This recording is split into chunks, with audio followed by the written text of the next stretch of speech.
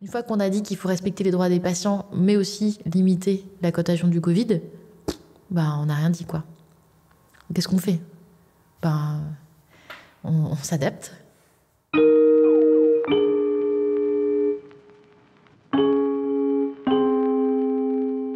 Parce qu'en fait, même si on a la blouse blanche et qu'on se dit il faut qu'on garde cette barrière, en fait, la mort, on ne revient pas dessus.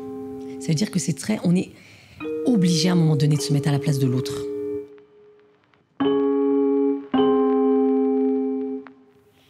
Faut rentrer chez soi et se dire je l'ai empêché de voir sa mère, je l'ai empêché de voir son enfant. Et ça, il n'y a que nous qui vivons avec ça après. Qu'est-ce qu'on a fait à ce moment-là, quoi? On n'avait pas le choix, on a fait ce qu'on a pu, mais il faut pouvoir dire ce qu'on a fait, quoi. Il faut pouvoir le dire.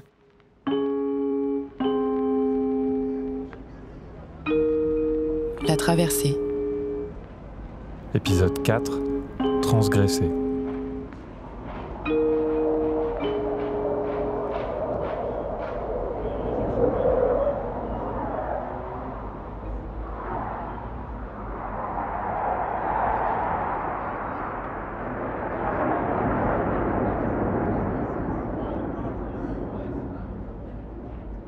La contagion et sa peur contaminent tout, jusqu'au plus vital, le lien.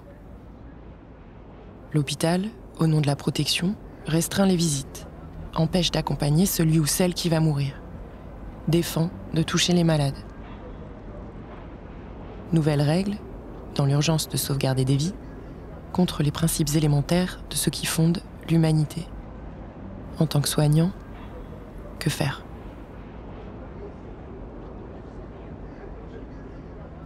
On a eu notre premier décès qui était catastrophique. En fait, du coup, il y avait des malades partout, des médecins dans tous les étages en train de gérer tout ce qu'on pouvait gérer. Et il y a une dame qui était vraiment jeune. C'était une situation dépassée et la dame est décédée. Et donc une de mes collègues a appelé au téléphone pour annoncer le décès et ça a été accueilli par des hurlements, de l'incompréhension. Les visites étaient à ce moment-là strictement interdites et puis en fait on a vu toute la famille arriver et exiger de voir le corps, sauf que du coup en tout début de vague c'était obligatoire que le corps soit mis dans une housse hermétique fermée et une fois qu'elle est fermée on a interdiction de la rouvrir.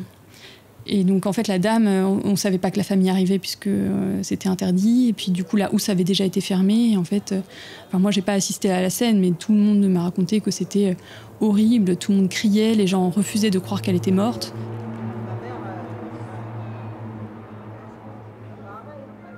On n'avait pas le droit d'ouvrir la housse. Enfin, c'était vraiment catastrophique. Et en fait, à partir de ce premier décès, on a dit en fait c'est pas possible, on va pas pouvoir faire ça.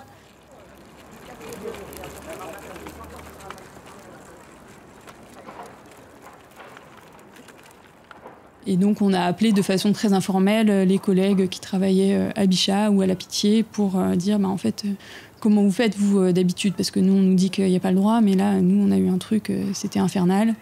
Et donc ils nous ont dit, alors je me rappelle plus ce qu'ils faisaient, si c'était une ou deux personnes, et c'était effectivement contre les règles en vigueur à ce moment-là.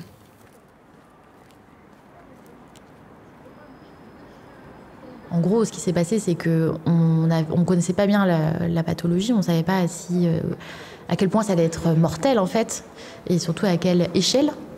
Donc, par précaution, quelque part, beaucoup d'hôpitaux ont fermé leurs portes aux visites. Et finalement, nous, on s'est posé la question de les garder ou pas. Lucille Montagnier, donc j'étais directrice contractuelle à l'hôpital de Saint-Denis, spécialisée sur les affaires juridiques et droits des patients, donc en gros, tout le volet relations usagers.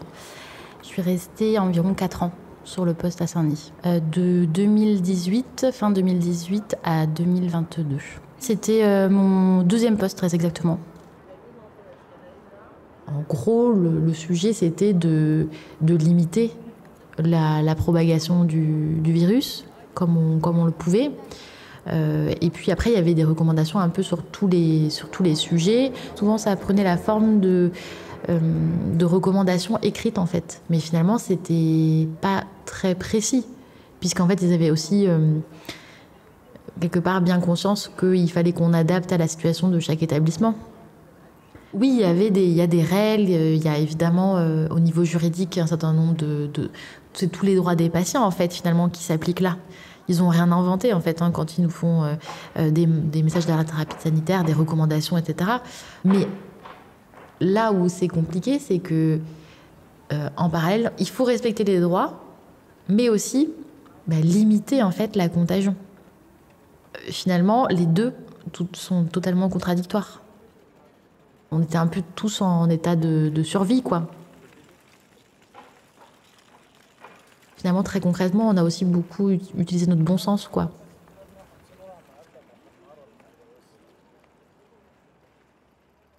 Il a fallu qu'on ferme, sauf qu'il y a eu un moment de transition. Et donc, on s'est retrouvés, en fait, peut-être... je pense que ça devait être le premier jour de limitation de visite, avec une agression, en fait, de nos personnels positionnés pour sécuriser les entrées. On avait des personnes qui ne comprenaient pas, puisque les jours d'avant, ils étaient venus. Enfin, ils voulaient voir, en fait, leurs proches. Potentiellement aussi, c'était... les derniers jours de la personne. Ça, c'est un gros sujet aussi. Est-ce que la personne est en fin de vie ou pas? Qu'est-ce que ça veut dire la fin de vie? À partir de quand on accepte que la famille vienne tout le temps, en fait? Puisque, évidemment, on ne va pas priver une famille de voir son proche sur ces derniers jours. On a essayé d'expliquer au mieux, en fait, à la population et aux proches, en fait, pourquoi on limitait les visites. Mais parfois, c'était intolérable pour eux.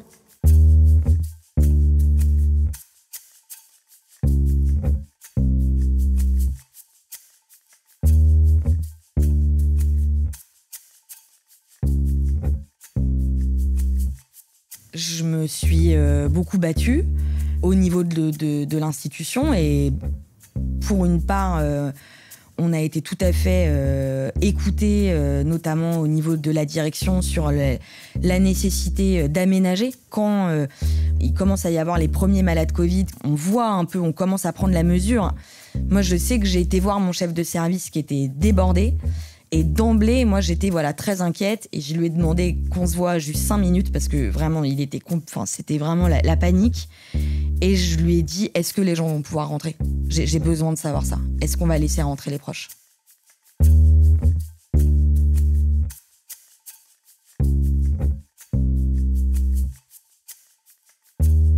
Ça a été l'élément déclencheur de... En fait, maintenant, quand les gens vont mourir, on appelle les familles et on dit qu'il y en a 2 qui doivent venir pour voir le corps ou le patient juste avant qu'il décède.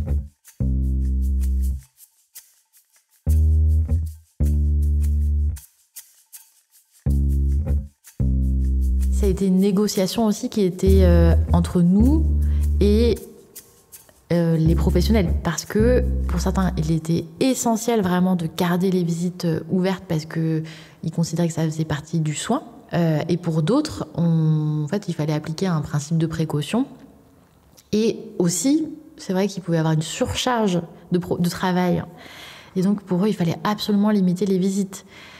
S'ajoute à ça d'autres considérations, donc l'équipe sécurité, qui souhaitait aussi un peu limiter les allées et venues au sein de l'hôpital. Donc, en fait, il y avait un certain nombre d'intérêts qui se contradisaient. Donc, en fait, nous, à la fin, on avait un dispositif qui était le plus homogène possible, en sachant que pour ceux qui voulaient faire plus favorable, on savait qu'ils allaient le faire et on les laissait. En revanche, ce qu'on ne voulait pas, c'est aller dans le moins favorable.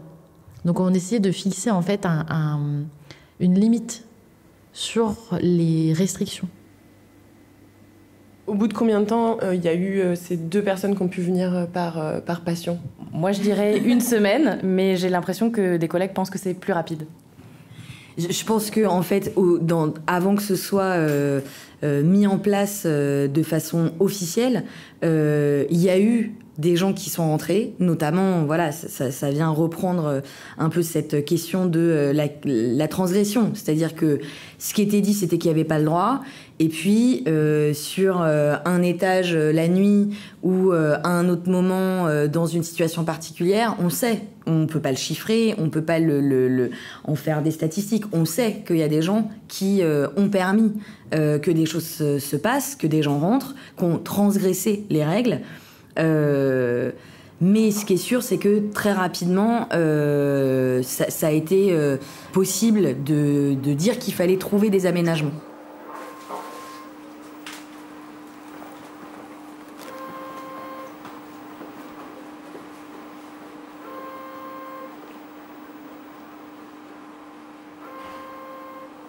Disons qu'en fait, au début de la crise, tout le monde acceptait en fait les contraintes. Je pense que c'était la même chose pour la population. Mais en fait, au fil des mois, en fait, c'est devenu inacceptable. Il y a un retour de bâton après. Et on a un bon exemple sur la prise en charge des personnes décédées. Il y avait toute une phase, quelque part, de désinfection. Et en fait, quand on a su qu'on donnait plus de données médicales sur la pathologie, il a été question, justement, de revoir les recommandations. Et donc, je me souviens très bien avoir eu l'Agence régionale de santé au téléphone. Les syndicats des pompes funèbres ont dit qu'ils n'acceptaient pas les nouvelles recommandations. C'était une mise en danger, en fait, des professionnels. Donc, finalement, ce qui s'est passé, c'est que nous, on a remonté ça au ministère, donc via l'Agence régionale de santé, et on leur a dit, mais vous ne pouvez pas faire ça, parce qu'en fait, si vous faites ça, nous, demain, on n'a plus personne pour gérer les décès. Et en fait, c'est pas possible, puisque nos chambres mortuaires sont pleines. Et même, on était à avoir des camions réfrigérés. Enfin, c'était des agents qui travaillaient énormément à ce moment-là. Et ils n'ont pas fait passer la recommandation pour qu'on puisse continuer à fonctionner. En fait, ce qu'il y a, c'est que des fois, l'organisation, l'institution, le système de santé n'est pas prêt. C'est beaucoup plus simple, finalement, de durcir les règles, de prendre des mesures restrictives, quelque part, sans débat. Enfin, moi, ça aurait été très simple pour moi de dire on enlève les visites.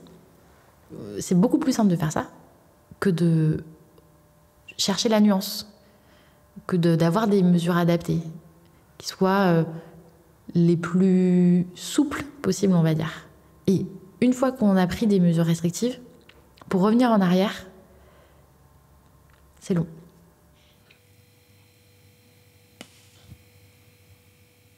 Quand c'est un peu tout et n'importe quoi, est-ce qu'on transgresse vraiment quelque chose? Quand on ne sait pas où on met les pieds, est-ce qu'on transgresse vraiment quelque chose? C'est ça la question. Parce que comme je vous dis, tout le paradoxe est là, c'est qu'on doit interdire à des gens de faire des choses qu'on aimerait soi-même faire, si on était à leur place. Alors, Colin Stéphane, employé de chambre mortuaire, enfin, référent de la chambre mortuaire de l'hôpital de La Fontaine à Saint-Denis. Et je travaille à l'hôpital depuis septembre 2014.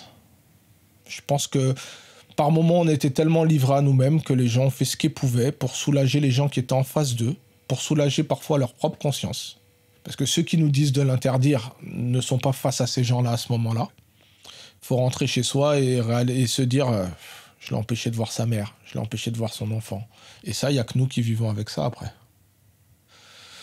Donc on n'a aucune certitude en fait. Et en plus, voilà, la preuve, on l'a vu par la suite, hein, la maladie n'a pas changé et pourtant on a permis les visites, on a permis tout le reste. Donc dans le fond, en vrai, ça aurait pu être possible à ce moment-là, mais on ne l'a pas fait.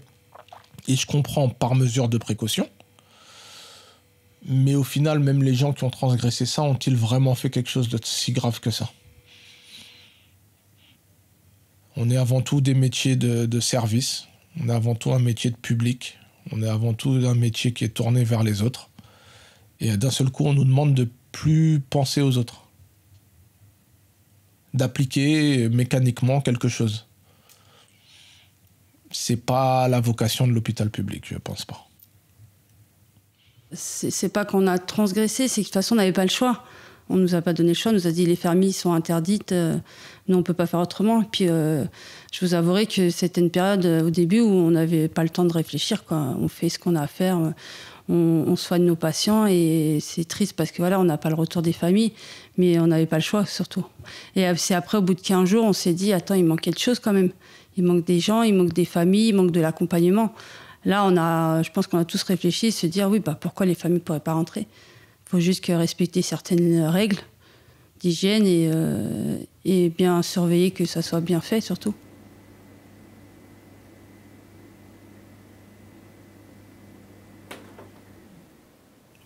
C'est ma cadre qui est actuellement à la retraite, hein, donc voilà, je pense que je ne trahis rien, qui avait réouvert une fois une housse pour aller chercher l'alliance.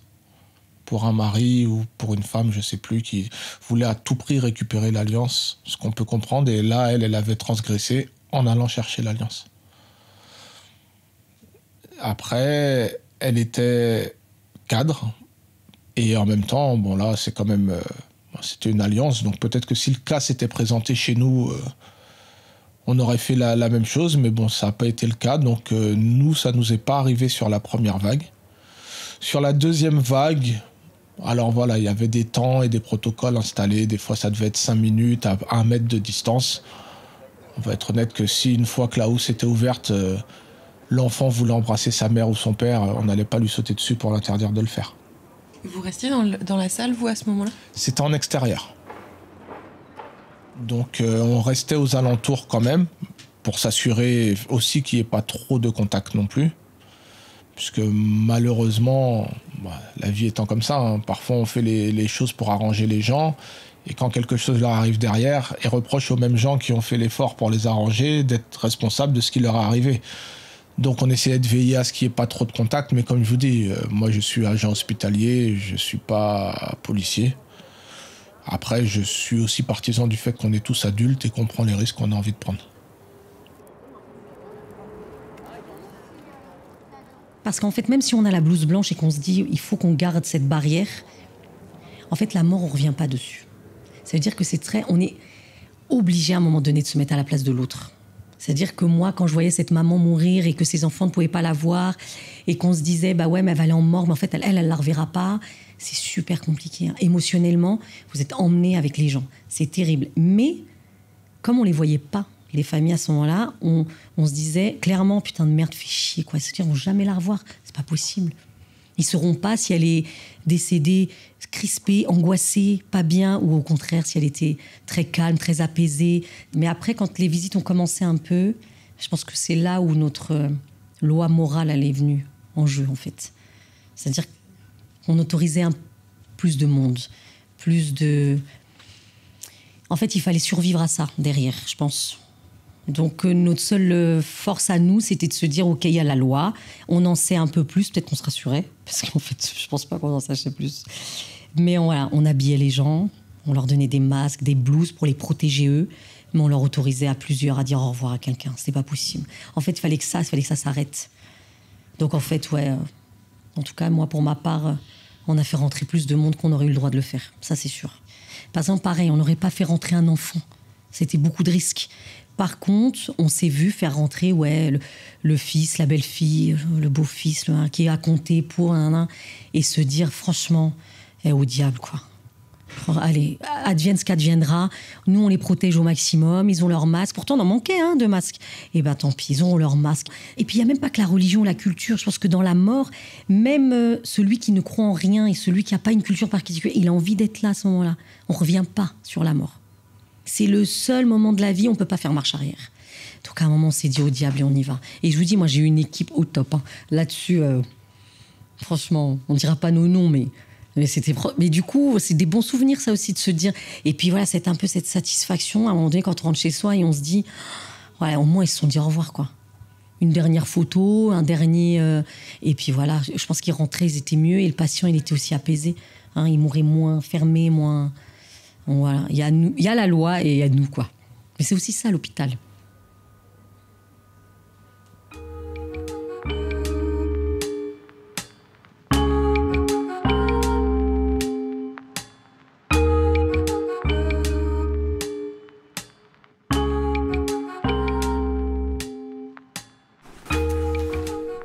Non, je sais.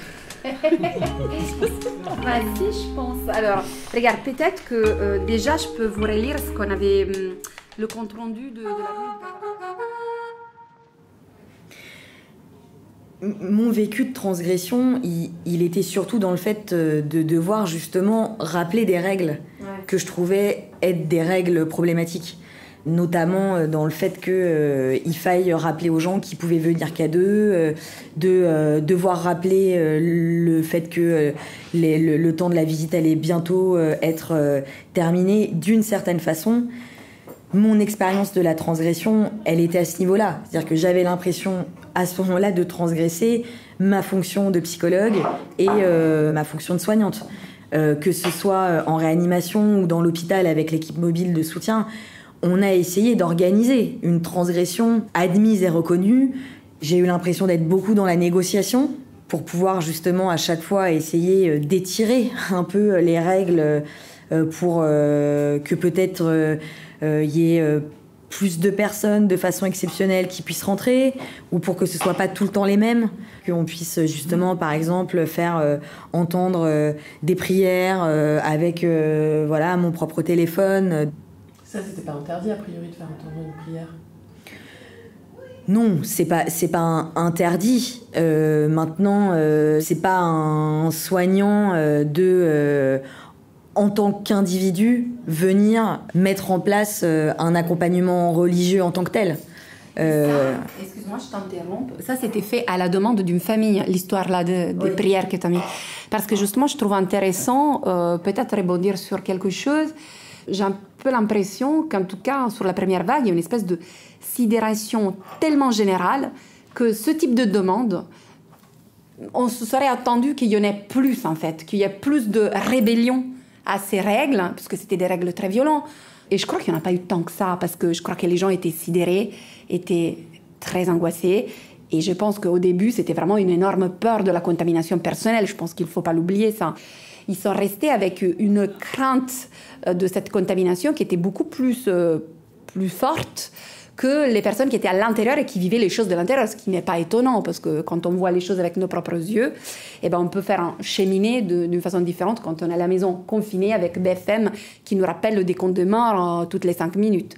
Et je pense que ça, c'était très prégnant et que du coup, c'était la voix des familles, mais c'était surtout un besoin, je pense, des soignants de pouvoir ouvrir pour rendre tout ça plus humain, plus acceptable, moins mortifère, plus que vraiment un sentiment où les gens demandaient. Je ne sais pas, peut-être je me trompe, je ne sais pas.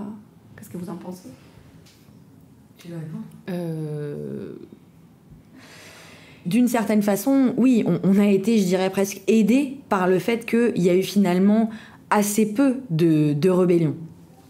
Sur la question des soignants qui ont été comme ça orientés par la nécessité d'ouvrir pour réhumaniser ce qui était en train de se faire, je suis un peu plus nuancée, puisque voilà, il y a eu beaucoup de résistance aussi de la part des soignants, beaucoup de résistance pour des raisons notamment du côté de l'angoisse, de l'angoisse d'être contaminé par les proches, de l'angoisse de ne pas avoir assez de matériel. Et aussi, je pense, de l'angoisse parce que ces contaminations se multipliaient.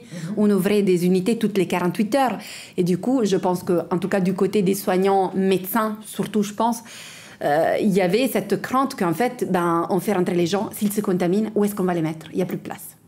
Et puis parce que voilà, quand on est dans une institution qui fonctionne avec des règles, on sait qu'il y a un mouvement de l'institution qui fait qu'on va quand même en général vers plus de règles et parfois vers le fait d'appliquer les règles encore plus qu'il ne faudrait les appliquer. L'hôpital à ce moment-là n'a pas fait exception. Et donc les soignants voilà, sont comme tout le monde et donc sont traversés par des mouvements d'accueil de soins et sont aussi traversés par des mouvements de restriction et de faire usage du pouvoir qui leur est donné.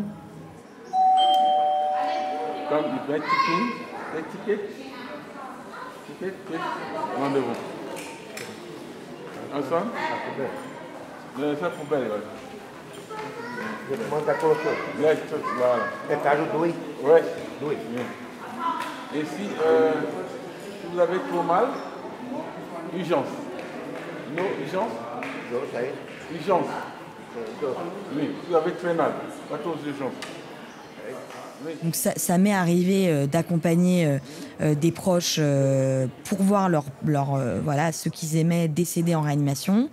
Il y avait aussi l'idée de vérifier qu'ils sachent bien comment mettre les équipements de protection.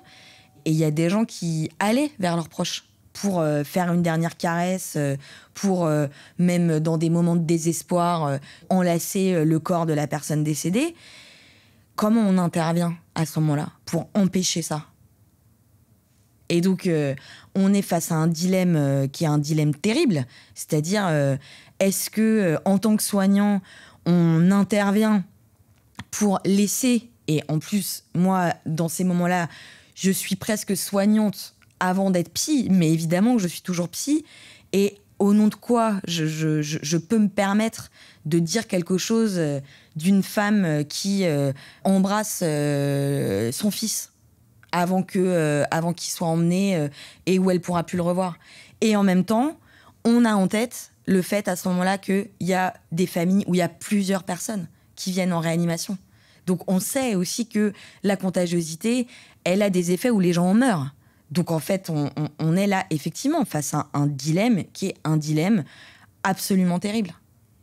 C'est-à-dire comment venir incarner des règles qu'on savait être des règles maltraitantes. Maltraitantes à certains endroits, et en même temps, à ce moment-là, il semblait qu'elles étaient indispensables pour protéger le plus grand nombre.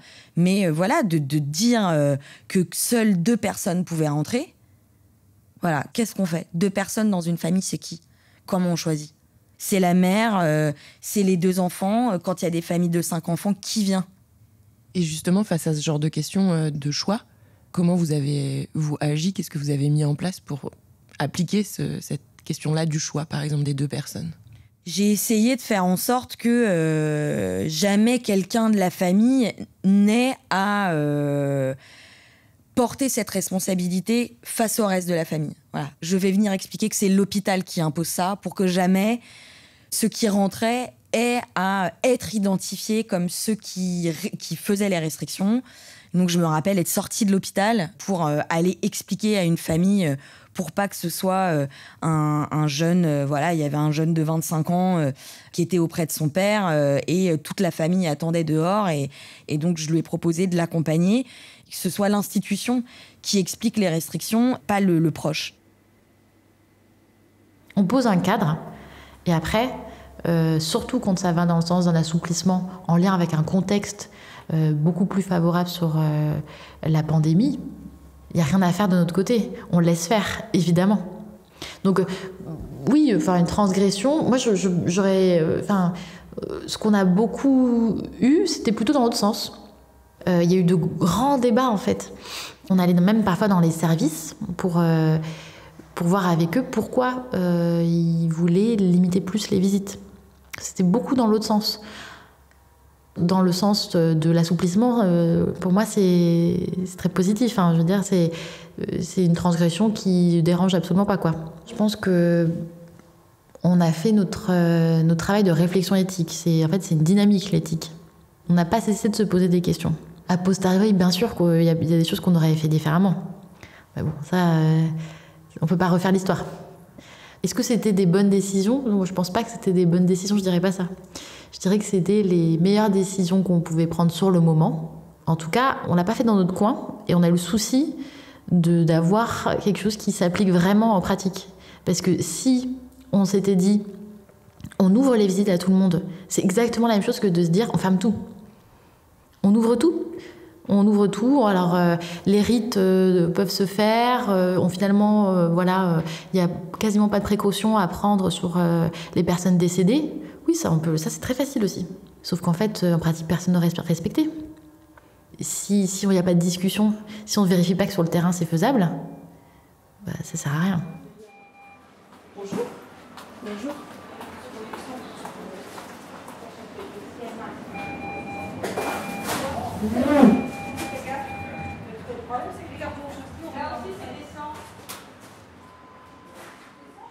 Moi, il me semble que finalement, ce qui a été vraiment difficile dans cette période, c'est que pour les soignants, on était forcément dans la transgression. Et la transgression, c'est jamais une position simple.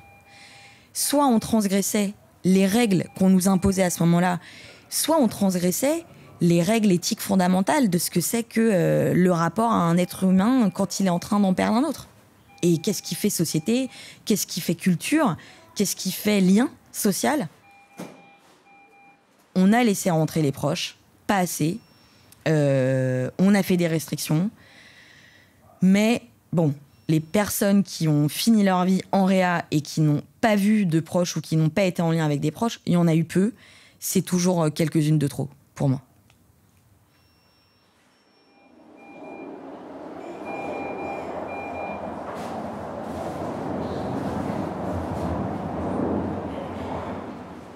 La traversée, épisode 4, transgressé. Avec la musique originale de Pierre Chaffanjon. Prise de son et écriture, Sarah Lefebvre. Réalisation et mixage, Brice Andlauer.